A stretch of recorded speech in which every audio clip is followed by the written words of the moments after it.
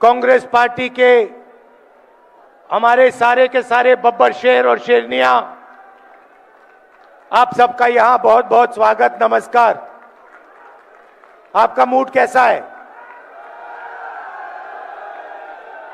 भाई? ये पंजाब है, थोड़ा जोरों से मूड कैसा आपका?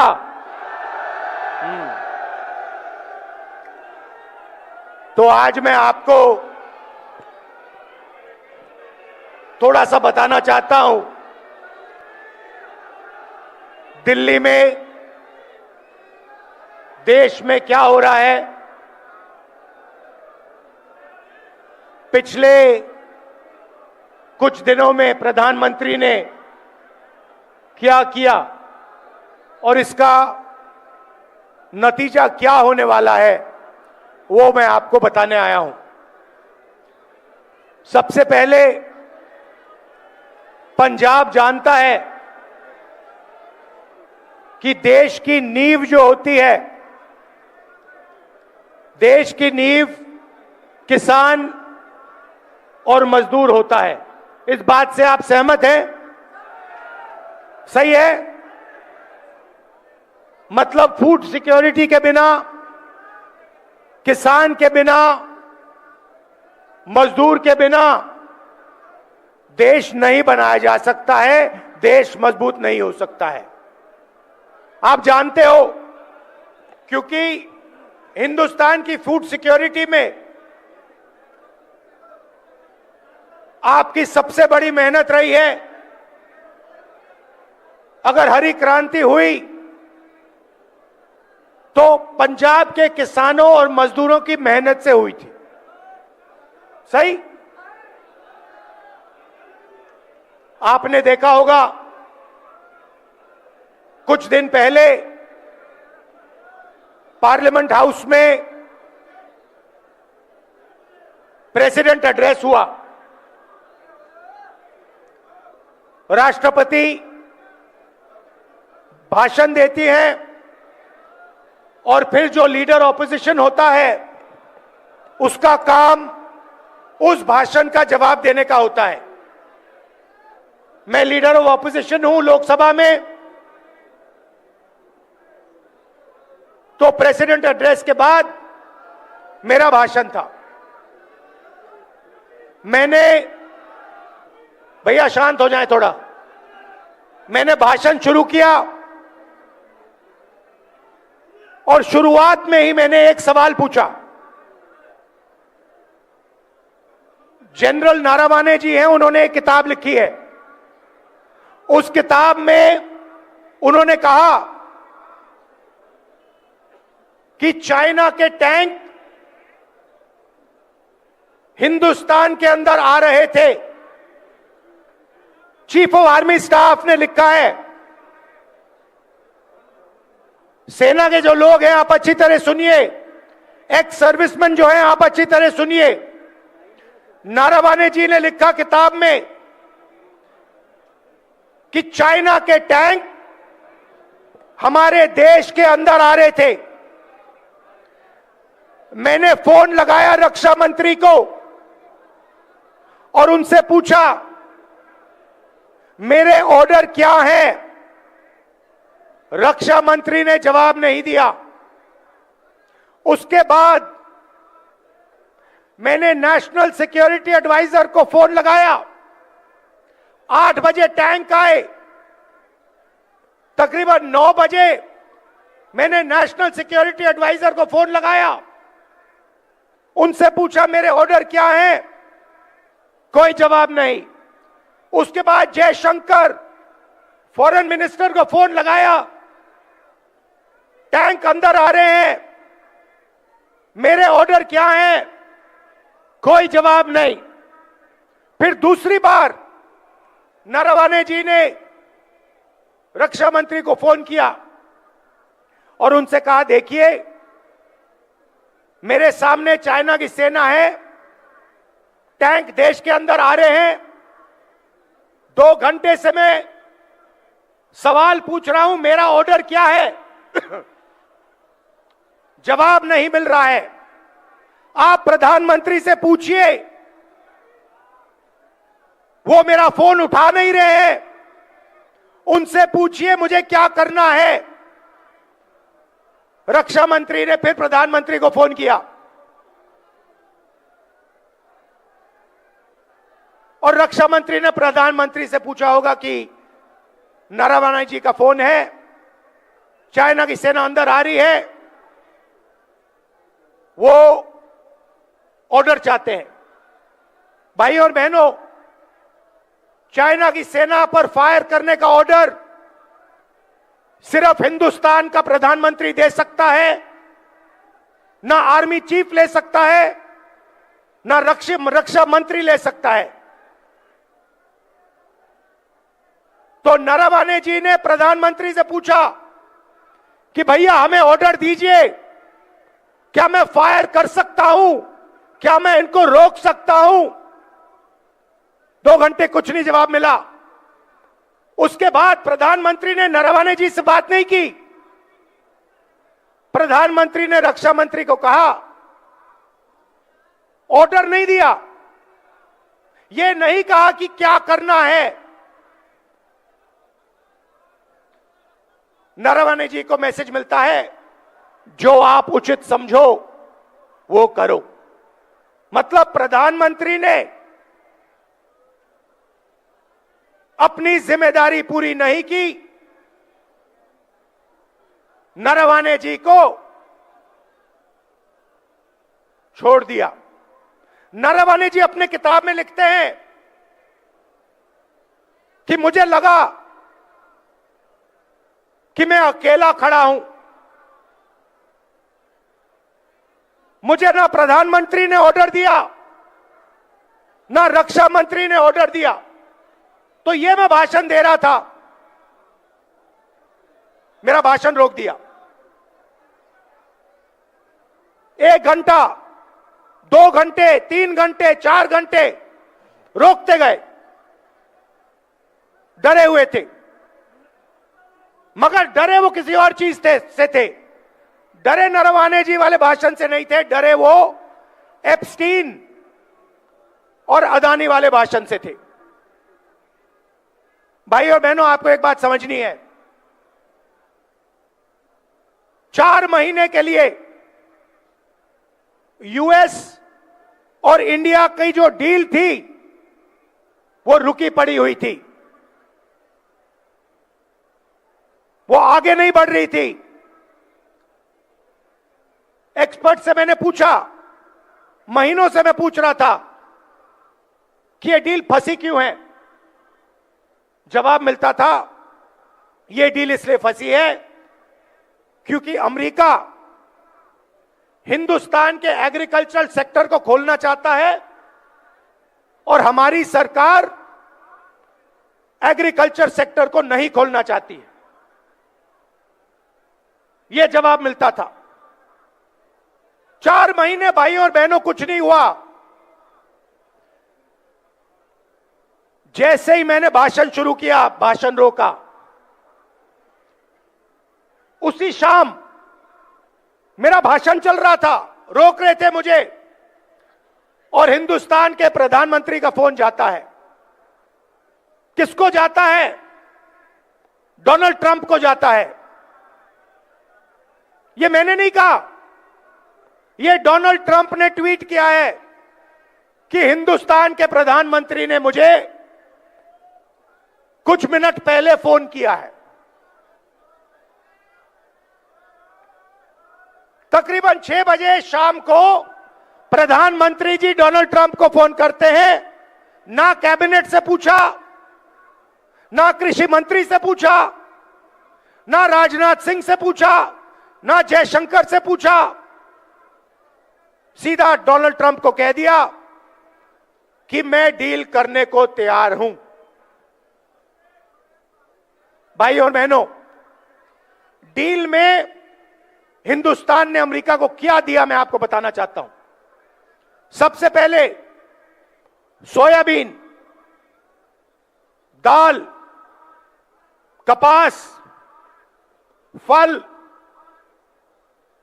बादाम, अखरोट, यह सारा का सारा अमेरिका को दे दिया है। हमारे किसान मैकेनाइज नहीं है, छोटे खेत है उनके पास। किसी का 5 एकड़ का खेत है, किसी का 2 एकड़ का खेत है। अमेरिका के खेत 500, 1000, 2000, 5000 एकड़ के होते हैं। उसमें पूरा मैकेनाइजेशन है। नरेंद्र मोदी जी ने एग्रीकल्चर सेक्टर का दरवाजा खोल दिया है। हिमाचल, पंजाब, हरियाणा, मध्य प्रदेश, महाराष्ट्र, राजस्थान, छत्तीसगढ़, उड़ीसा, इन सब प्रदेशों के किसान बर्बाद होने जा रहे हैं। मैं आपको बता रहा हूं, नरेंद्र मोदी जी ने दरवाजा खोल दिया है। अमेरिका का माल अंदर आएगा और हमारा किसान बर्बाद हो जाएगा। यह काम नरेंद्र मोदी करना नहीं चाहता था, मैं जानता हूं, क्योंकि 4 महीने से वो इस काम को रोकने की कोशिश कर रहा था। हमारे कनेक्शन है सरकार में, ब्यूरोक्रेट्स को हम जानते हैं। हम पूछते थे कि भैया बाकी सब ठीक है, कृषि का सेक्टर तो नहीं खोल रहे हो? वो कहते थे नहीं खोल रहे।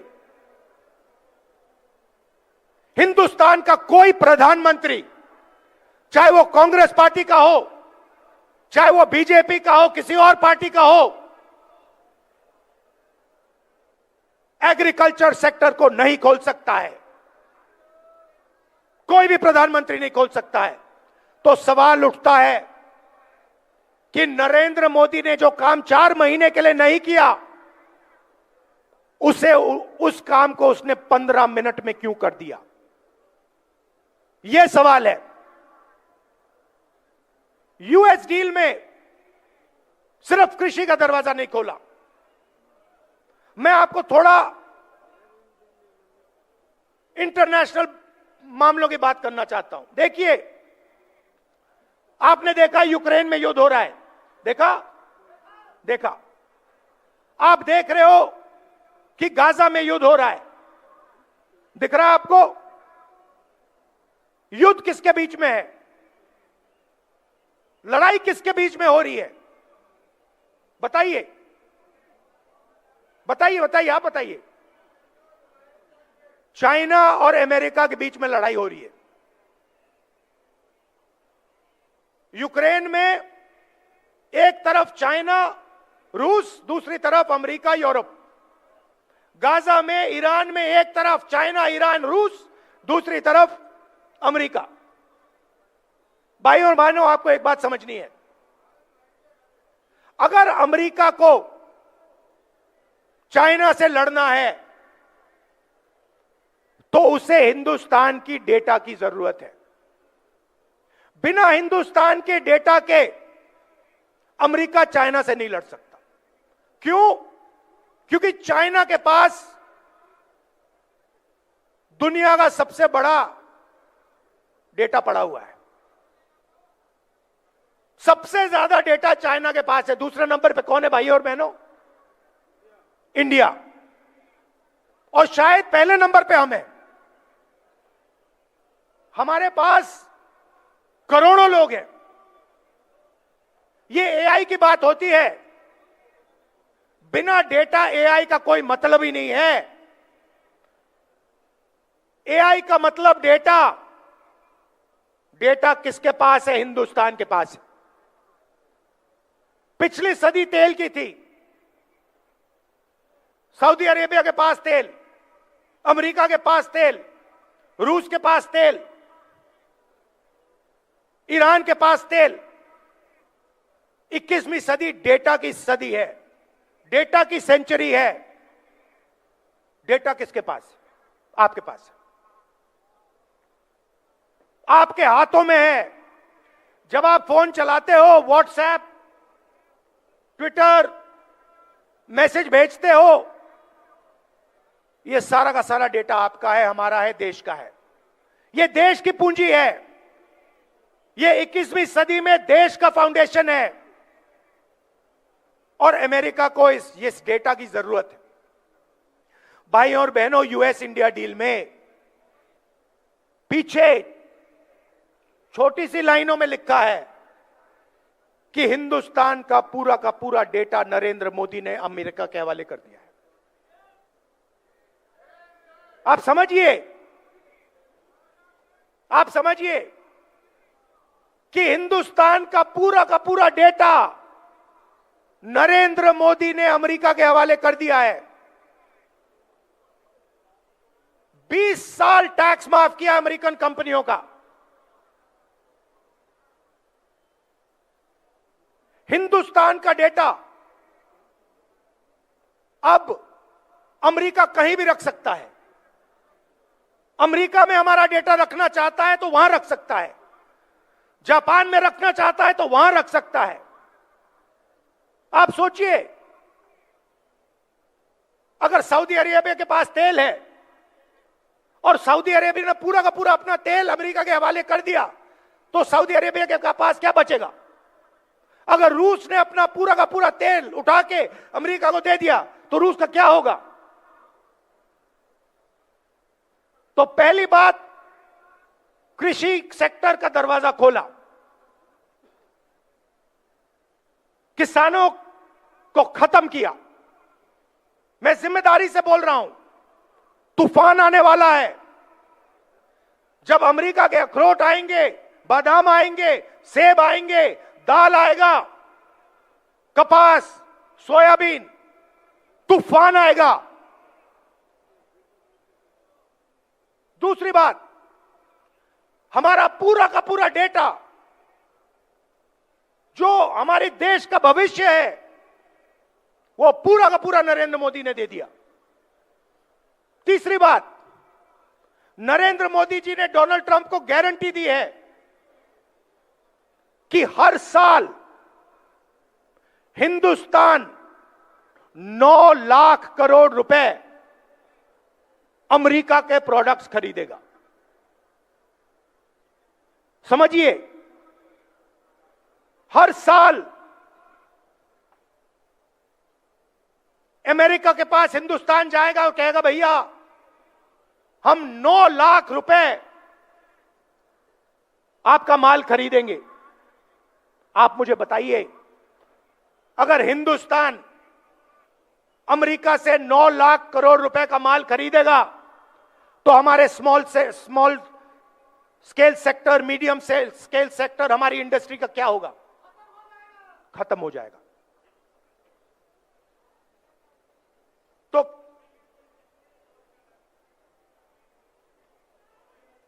तो तीसरी बात, हमारी स्मॉल और मीडियम इंडस्ट्री जो पंजाब की नींव थी, देश का फाउंडेशन है, उसे उड़ा दिया। और चौथी बात, इससे आप और भी हैरान हो जाओगे कि नरेंद्र मोदी जी ने अमेरिका को कहा है कि जिससे आप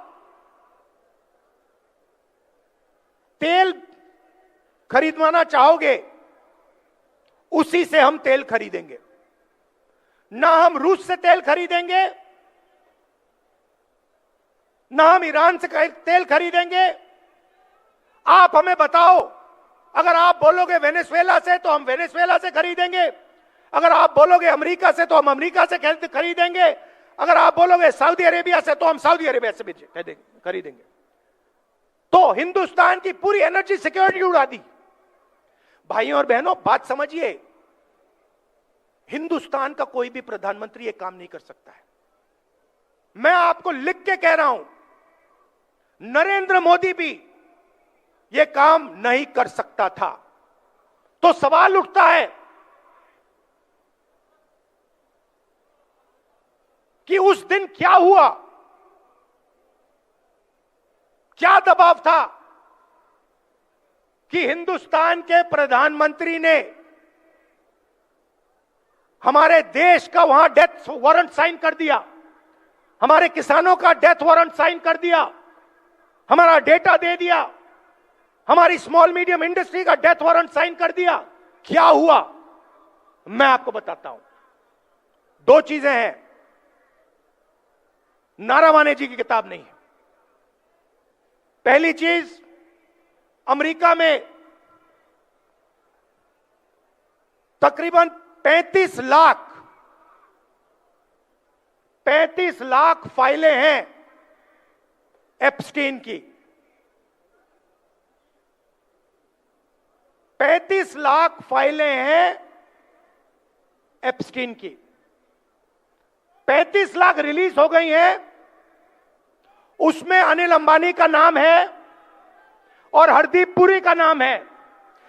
ये जो नाम आए हैं, हरदीप पुरी का, भैया ठहर जाइए, हरदीप पुरी का नाम जो आया है, अनिल अंबानी का नाम जो आया है, ये प्रधानमंत्री को धमकाने के लिए नाम रखे गए हैं। अभी 35 लाख और फाइलें हैं, उन फाइलों के अंदर नरेंद्र मोदी की सच्चाई बंद पड़ी हुई है। अमेरिका और डोनाल्ड ट्रंप नरेंद्र मोदी को धमका रहे हैं, कह रहे हैं कि भैया अगर तूने साइन नहीं किया तो ये हम खोल देंगे। ये है पहली धमकी। मतलब मैंने पार्लियामेंट में कहा था कि एक हाथ यहां है, दूसरा हाथ यहां है। एक हाथ मैंने आपको बताया एप्स्टीन की फाइल, दूसरा हाथ बताता हूं। बीजेपी ने पिछले 10-15 साल में अपना पूरा का पूरा फाइनेंशियल सिस्टम अदानी जी की कंपनी में डाल दिया है। समझिए, अदानी नॉर्मल कंपनी नहीं है, अदानी स्पेशल पर्पस व्हीकल है। किसकी? बीजेपी की। जो भी पैसा बनता है वो सारा का सारा अदानी के पास जाता है और फिर वो पैसा राजनीति में प्रयोग किया जाता है। हजारों शेल कंपनियां हैं। भाइयों और बहनों, अमेरिकनों ने अदानी जी पर क्रिमिनल केस लगा दिया है। पहला हाथ एप्स्टीन, दूसरा हाथ अदानी पर क्रिमिनल केस, और बीच में नरेंद्र मोदी का गला। पहला हाथ एप्स्टीन, दूसरा हाथ अदानी का केस, और बीच में नरेंद्र मोदी का गला। आप उनका चेहरा देखिए, उनकी आंखें देखिए। डोनाल्ड ट्रंप खुल के जो भी कहना चाहता है कह देता है। हिंदुस्तान के 7 जहाज गिरे, 5 जहाज गिरे, 11 जहाज गिरे, मैंने युद्ध रुकवा दिया। मैं नरेंद्र मोदी का करियर जब भी खत्म करना चाहता हूं कर सकता हूं। देख लीजिए, उनका वीडियो देख लीजिए। वो खुल के कह रहा है कि नरेंद्र मोदी का गला मैंने पकड़ रखा है। नरेंद्र मोदी उनको जवाब क्यों नहीं दे पा रहे हैं? क्यों नहीं कह पा रहे नहीं आपने युद्ध नहीं रोका? क्यों नहीं कह पा रहे? क्योंकि भैया गला पकड़ लिया है, हिंदुस्तान के प्रधानमंत्री का गला पकड़ लिया है, और इसीलिए सिर झुका के नरेंद्र मोदी जी ने यूएस इंडिया डील साइन की है। और मैं आपको बता देता हूं, ये बचेंगे नहीं, ये नहीं बच सकते, क्योंकि एप्स्टीन फाइल, अदानी का केस कभी ना कभी तो खुलेगा। मैं आपको बता रहा हूं, रात को नरेंद्र मोदी सो नहीं पा रहे हैं, नींद नहीं आ रही है, कांप रहे हैं। रात को रोज सोने से पहले नींद नहीं आती, घंटों नींद नहीं आती। प्राइम मिनिस्टर हाउस में लेटते हैं और कहते हैं भैया कैसे निकलूं, क्या करूं? नहीं, आप नहीं निकल सकते, क्योंकि आपने देश को बेचा है और आपने देश का भयंकर नुकसान किया है। भाई और बहनों, मुझे बताइए, डेटा दे दिया, किसानों को खत्म कर दिया, स्मॉल मीडियम बिजनेस उड़ा दिया, एनर्जी सिक्योरिटी ले ली। आप मुझे बताइए, अमेरिका ने हमें क्या दिया? मुझे एक बात बता दीजिए, अमेरिका ने हिंदुस्तान को क्या दिया, मुझे बता दीजिए। हमने उनसे कहा 9 लाख करोड़ रुपए हम आपसे खरीदेंगे, उन्होंने कोई गारंटी दी? उन्होंने कहा कि हां भैया हम भी खरीदेंगे ना। उन्होंने हमें कहा कि भैया जिससे तेल खरीदवाना हो हमें बताओ, हम करेंगे? नहीं। उनके किसानों का नुकसान होगा? नहीं। उनकी इंडस्ट्री का फायदा नुकसान होगा? नहीं। पूरा का पूरा हिंदुस्तान नरेंद्र मोदी ने बेच दिया। क्यों? एक हाथ इधर एक हाथ उधर, गला बीच में, खत्म। और पंजाब के किसानों को याद रखना है कि नरेंद्र मोदी ने पहले आपको बेचने की कोशिश की थी, 5 कानून लाए थे। और मजदूरों को याद होना चाहिए, आपका जो मनरेगा था वो आपके हाथ से छीन लिया।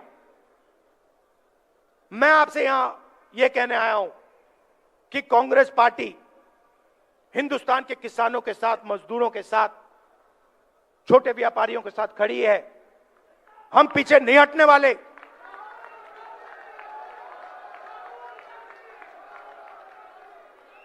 और आप देखना, आप देखना, अब मैंने जो बोला, अब आप देखना, नरेंद्र मोदी की जब भाषण देता है, उनकी आंखों में देखो, उनकी आंखों में देखो और अपने आप से पूछो, क्या ये व्यक्ति हमें सच बोल रहा है या झूठ बोल रहा है? आपके दिल में सही जवाब मिल जाएगा। भाइयों और बहनों, पंजाब हमारी स्ट्रेंथ है। मैं जब यहां आता हूं, मैं आपको बता रहा हूं, मुझे इतना मजा आता है क्योंकि मुझे हिंदुस्तान की शक्ति, हिंदुस्तान का फाउंडेशन यहां दिखता है। आप हमारे रक्षक हो, आप हमारी नींव हो, हमारे प्रोटेक्टर हो, और हम आपसे प्यार करते हैं।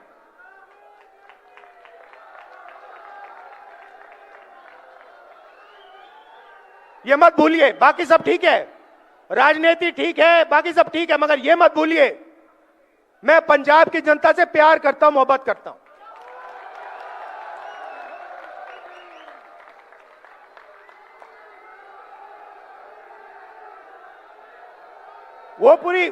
वो पूरी बात है। अगर शायद कभी मैं किताब लिखूं तो मैं आपको गहराई में बता दूंगा, मगर आपका भविष्य है, आपके किसानों का भविष्य है, युवाओं का भविष्य है, इसको उज्जवल बनाना है और पंजाब को सक्सेसफुल बनाना है। बाकी सब ये करना है हमें। अच्छा, आखिरी बात मैं कहना चाहता हूं, यहां पे मेरे दोस्त बैठे हुए हैं। देखिए, कांग्रेस पार्टी को भी मैं मैसेज देना चाहता हूं, काम टीम वर्क से होता है, काम टीम वर्क से होता है। एक प्लेयर गेम नहीं जीत सकता है। हमारे पास पूरी टीम बैठी है और मैं आपको मैसेज देना चाहता हूं सबको, खारगे जी के साइड से, मेरे साइड से, भैया टीम प्लेयर बनो, नहीं तो हम तुम्हें रिजर्व में बैठा देंगे। चाहे आप कितने भी बड़े हो, मैं बता रहा हूं, चाहे आप कितने भी बड़े हो, पार्टी से बड़ा कोई नहीं है। आप टीम प्लेयर बनो,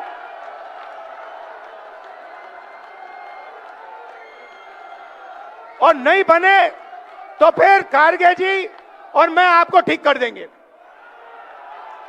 और ये जो सारे सीनियर नेता बैठे हैं, मैं इनको बताना चाहता हूं कि हमारी सच्ची शक्ति हमारे कार्यकर्ता हैं। ये जो है, ये हमारी सच्ची शक्ति है। और जो भी होगा पंजाब में, इनकी रिस्पेक्ट करके होगा, इनको लेकर होगा, इनको शामिल करके होगा। आप सबका दिल से धन्यवाद, बहुत बहुत प्यार, नमस्कार, जय हिंद।